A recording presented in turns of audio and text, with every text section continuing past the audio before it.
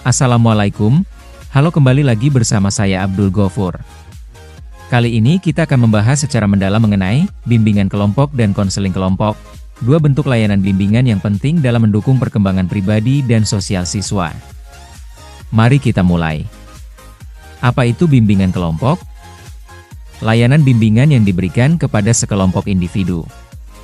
Berfungsi membantu perkembangan sosial, pribadi, dan belajar siswa. Bimbingan kelompok merupakan layanan yang diberikan kepada sejumlah siswa sekaligus. Di sini, siswa saling berinteraksi dan mempengaruhi satu sama lain dalam dinamika kelompok. Tujuannya untuk membantu perkembangan sosial, pribadi, dan akademik mereka. Mengapa bimbingan kelompok dibutuhkan? Proses saling mempengaruhi antar anggota kelompok dan didasarkan pada kehidupan sosial manusia. Dalam kehidupan kelompok, terjadi proses interaksi yang saling mempengaruhi. Inilah yang menjadi dasar penyelenggaraan bimbingan kelompok. Proses ini mencerminkan dinamika sosial yang sangat relevan dengan kehidupan peserta didik. Tujuan bimbingan kelompok: membantu siswa mengembangkan potensi dirinya, mendorong perkembangan sosial dan emosional, menanamkan nilai-nilai positif dan keterampilan hidup. Tujuan utama dari bimbingan kelompok adalah membantu siswa mencapai potensi optimal mereka, baik dari segi sosial, emosional, maupun akademik. Ini adalah bagian dari misi pendidikan holistik. Konsep menurut Kirby, Guidance and Counseling in Groups. Memberikan informasi dan data untuk pengembangan perilaku individu. Fokus pada aspek sosial kediriannya. Menurut Kirby, bimbingan kelompok bertujuan memberikan data dan informasi yang dapat digunakan siswa untuk membentuk perilaku yang positif. Ini mencakup pengembangan aspek sosial dan pribadi. Sifat peran konselor: menerima dan memahami klien, memiliki kesehatan mental yang stabil, menjadi fasilitator, bukan pemimpin dominan. Seorang konselor kelompok harus mampu menerima, mendukung, dan memahami individu dari sudut pandangnya. Konselor juga harus sehat secara mental dan siap memfasilitasi proses kelompok dengan penuh kehangatan. Proses tingkah laku sosial. 1. Menetapkan tujuan. 2. Memberikan informasi. 3. Mendorong pemikiran. 4. Mendengarkan klien. 5. Mendorong ekspresi diri. 6. Merefleksikan ide.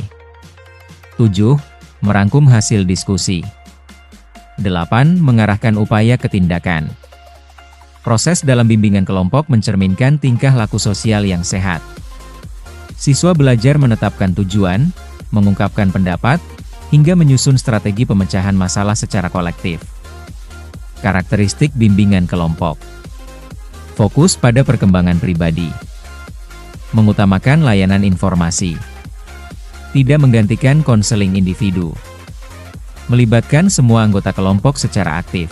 Perlu digarisbawahi bahwa bimbingan kelompok bukanlah pengganti konseling individu. Keduanya memiliki tujuan dan pendekatan yang berbeda, meskipun saling melengkapi. Konseling kelompok merupakan terapi kelompok. Tujuannya pemahaman diri dan penyelesaian masalah pribadi. Proses lebih mendalam dibanding bimbingan kelompok. Konseling kelompok adalah bentuk lanjutan dari bimbingan, lebih bersifat terapeutik dan mendalam. Di sini, siswa tidak hanya menerima informasi, tetapi juga menyelesaikan konflik dan masalah pribadi. Peran staf sekolah. Guru dan staf lainnya dapat mendukung program, menciptakan lingkungan yang kondusif untuk kegiatan kelompok. Program bimbingan kelompok tidak bisa berjalan sendiri. Diperlukan dukungan dari seluruh staf sekolah agar lingkungan belajar menjadi lebih inklusif dan mendukung pertumbuhan siswa. Kekhawatiran dan mitos. Bimbingan kelompok membatasi kreativitas? Tentu tidak. Bimbingan kelompok bukan ruang kontrol, akan tapi ruang ekspresi. Beberapa orang mungkin menganggap bahwa bimbingan kelompok membatasi kepribadian.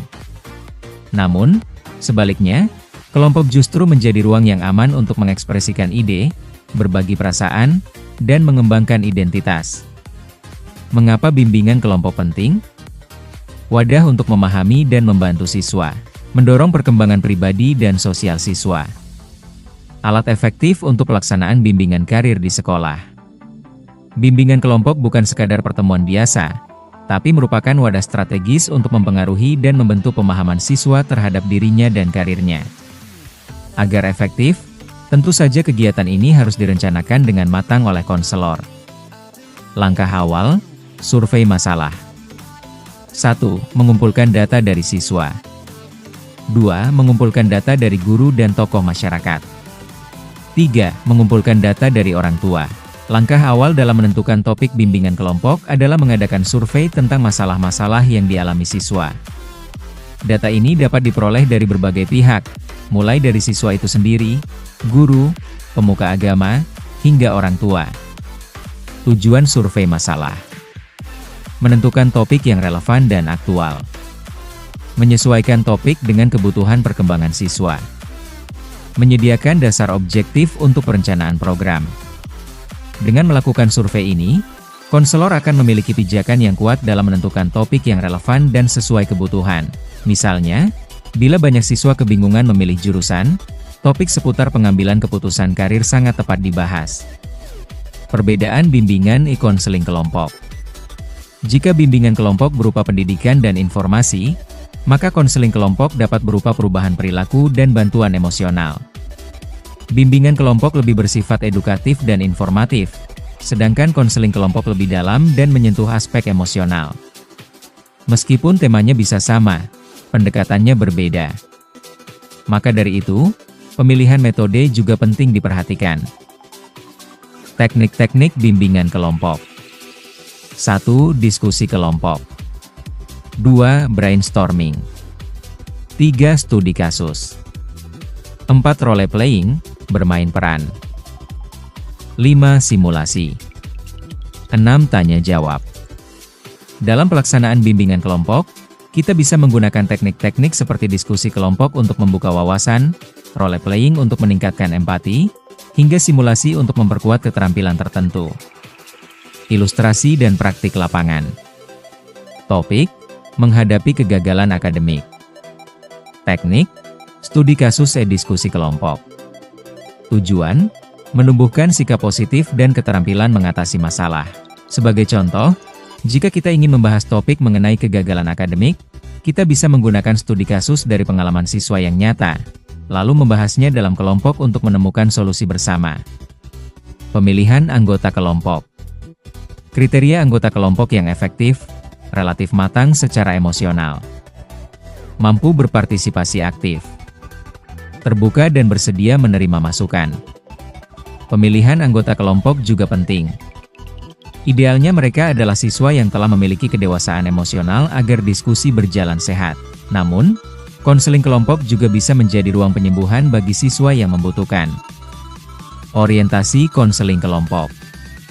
Tujuan konseling kelompok adalah preventif, yaitu mencegah masalah. Kuratif, yaitu mengatasi masalah. Perseveratif, yaitu memperkuat kepribadian dan fungsi sosial. Konseling kelompok memiliki 3 orientasi utama.